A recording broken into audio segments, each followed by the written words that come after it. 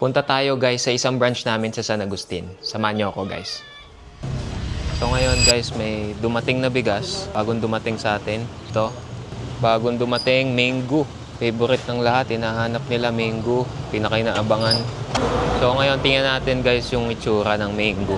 Tingnan natin. Ito. Ayan guys. Ganda ng mango. Puti. Mainit pa. Halatang bagong giling. So, kakadating lang nito guys. Actually, kakadating lang din galing sa bodega. Yung 100 bags, pinadala namin dito para merong pick up. Meron din caldereta rice. Napakahilig ng Batanggenyo sa caldereta eh. So guys, 300 bags itong dumating. 100 caldereta, 100 mango, 100 sakura. Ito yung bago pala namin sakura. Guys, napakaganda ng sakura namin. Tingnan nyo yung sakura. Ayan. Yan. Ganda oh. Bago sakura, ang ganda. Buong buo. Available ngayon yan dito sa amin.